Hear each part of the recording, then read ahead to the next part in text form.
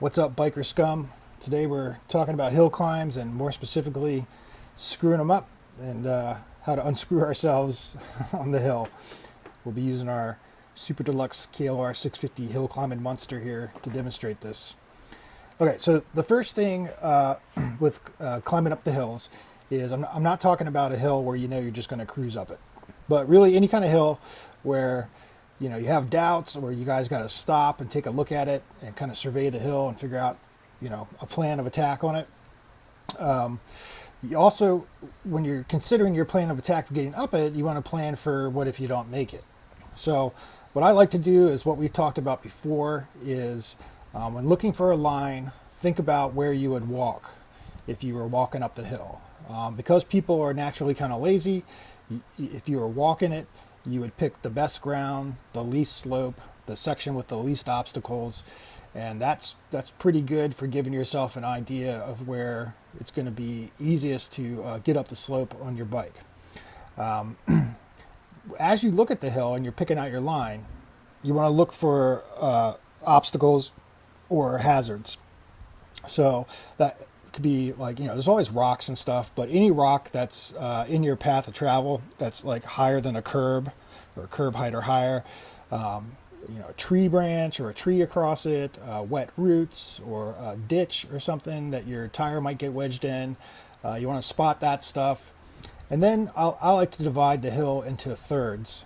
And in each section, each third, I like to try to spot a bailout spot. A place where, okay, if things aren't going good, I know I can bail out there and go down the hill and try it again. Now, a lot of times when we're doing hills, in the heat of the moment, we totally forget about, just go down to the bottom and start over again. You get up there, you're in the midst of the battle, and you just don't want to give up. But that is really, really exhausting to sit there and fight the hill or to try to restart on a steep slope in a compromised, off-balance, crappy position. It's a lot smarter to just get your bike down and give it another shot. But, peer pressure, everybody else made it. You're the guy who dicked it up. So, but yeah, man, let's look for some bailout techniques here. This has been my personal experience with screwing up hills. So I'm going to talk about here, using our little demonstration bike, the best ways to fail, all right, on the hill. So you're going up the hill, all right, and if you know you're not going to make it, the best thing you can do is try to turn your bike to the right, and you're going to stall it in gear and lay the bike down like that, okay? Our seat is uphill towards the slope, all right? Laying it down on the left side is the most desirable side, and I'll explain that in a minute. If you can't do that, then laying it down like this, again, with your seat towards the slope, is second best, okay?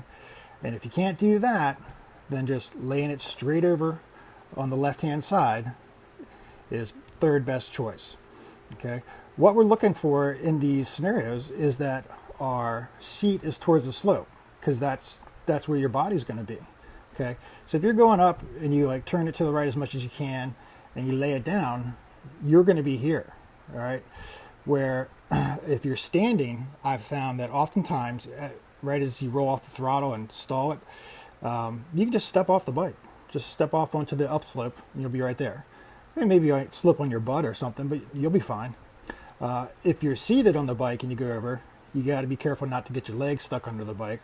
But again, generally, it's going to go over fairly slow.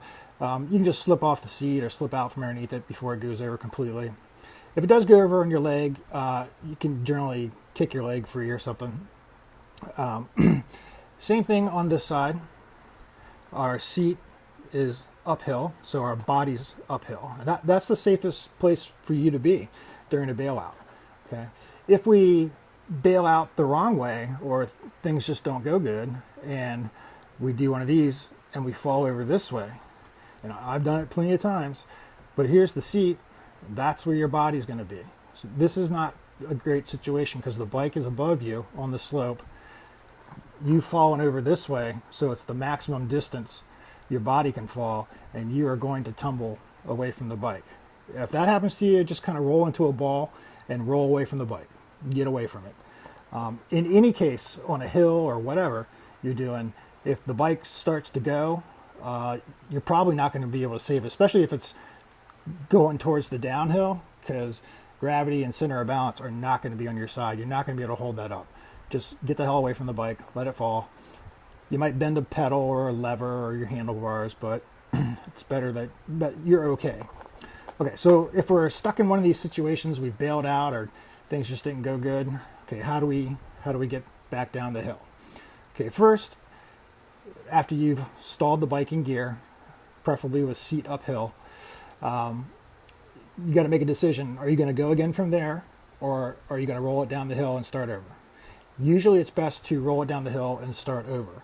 But if you pooped out at a fairly good spot where there's not a lot of obstacles right immediately in front of you and you've got some pretty good traction, you could probably get it going again from there. As long as you have enough room on the side that your bike's facing to kind of get going and go up the hill again. If you don't, no big deal. Come to the bike, stay on the uphill side of the bike. All right, it's in gear, so it's not really going to go anywhere. And the reason we prefer to have it on the left side of the bike is so that we have access to our brake pedal. Okay, so you're going to be standing up here. You're going to lift the bike up, kind of support it with your hips a little bit. You're holding the bars. All right, you got your fingers over the clutch and the brake, and just wiggle your front tire. Wiggle your bars back and forth, and your bike will start to come down like this. Okay, so when you get about like that, you can throw your right leg over the bike, cover the brake pedal. Your left leg is kind of supporting the bike, leaning towards the slope a bit, holding you up. And then just get on it. You can start it or pull in the clutch and just roll on down. And then try again. Okay, if it's this way, it's the same thing. Just a little bit more difficult because you won't be able to get to your brake pedal. But just lift it up a bit and then wiggle your wheel and it'll come down this way. And then you're holding the bike up, get on the bike, and then roll it on down. Okay. Now, if you go up and you lay it straight down on the side, okay, what I found is easiest is just turn my bars like that and grab this tire and just pull it down a little bit. Okay. And then from here, you can get above the bike, stand above it, and do your wheel wiggle technique to get it face back downhill. All right. And you can do that by yourself. If you grab the front wheel, it'll turn. I wouldn't really come and grab the rear wheel because if you do that, you're trying to drag the bike uphill like that. Okay, so you're pulling all that weight. It's much easier just to pull the weight downhill. All right, and when you do that, stand off to the side of it over here. So you're just pulling from the side. All right, but when you get it to that point, you can do the regular technique to recover. All right, and that's the safest thing is for you to be above the bike, because if something goes wrong while you're doing this, just let it go and let the bike fall again. And you might fall down or slip or something, but you'll just be sitting there above the bike. All right. That's also why we put those tug straps on our forks and our seats, because it just makes it easy to manhandle the bike around or for somebody to give you an assist. Now, if you're in the worst situation where you come up and you kind of go like that and your center of balance is off and, man, you just go like that and you tumble away from the bike, okay, well, you can recover from this, but you're probably not going to deadlift the bike or bench press it up and over. Okay, so you got to come up to the bike and lift it up. But a thing to be aware of is you're going to be standing here below the bike, and as you lift it up, the bars are going to go higher and higher. You can't lift it up like that high because you'd be reaching above your head for the bars. Okay, this is where having another guy with you or two is handy. But if you're by yourself, you're by yourself. So you can lift it up a little bit, and there's a couple different ways to do it. You could turn the wheel towards the downslope, and you're holding the bike up with your hips, and you're just going to kind of push the bike a bit and get it going back downhill.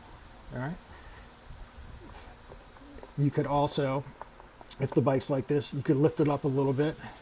Okay, and you can turn the wheel towards the slope, and you can slip the clutch a little because you've stalled it in gear. Okay, so the back will start to come down a little bit. All right, but I think doing the wheel towards the downhill and kind of bringing it around your body using your hips to support yourself is probably the safest and easiest technique. And there's a little clip of a guy doing that at the end of this video that we encountered. It would be the same thing if it's on this side here. Okay, so you're gonna lift it up with and support it with your hips. Your hands are on the bars. Okay, you turn the wheel towards the downslope, and then you kind of are manhandling the bike around till you can get it around like this. Now at that point, depending on how steep of a slope it is and like what the terrain's like that you're standing on, you know, you could try to get on the bike or get a leg over the bike, or you could just stand next to the bike and walk it down. Okay, you've got it in gear, so you can just use the front brake and you slip your clutch a little bit to control the rear and walk it down. Okay, if it's really messed up situation, you could bring it around a little bit.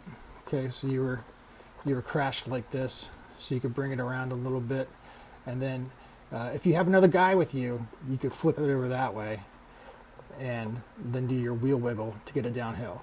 And I say have another guy with you just because you on the downside of this bike, on the downslope, everything's working against you as far as leverage. The slope could be slippery. You really need to be careful doing this, especially with a heavier bike like a dual sport. You don't want that bike flipping down on top of you or something. But yeah, the big rule is get the hell away from the bike when it's going down, and if at all possible, try to lay the bike down with the seat uphill so that your body goes that way as well. All right, that's pretty much it. Don't be ashamed to fail a hill. We all do it, and we will all continue to do it. And again, it's a lot smarter to take your bike back down for another shot, take a little break, give it another attempt, than sit there for 20 minutes on a really steep, muddy slope, fighting the hell out of the bike and revving the piss out of the engine like I always seem to do. So anyways, I hope your hill climb fails go well. I'm going to continue to fail at hills and just be careful doing it, and be mindful of, like, you know, where your body is in relation to the bike. But this should help you out, you know, for laying it down and getting yourself set up for a good recovery to take another shot. All right, take it easy, guys. Oh.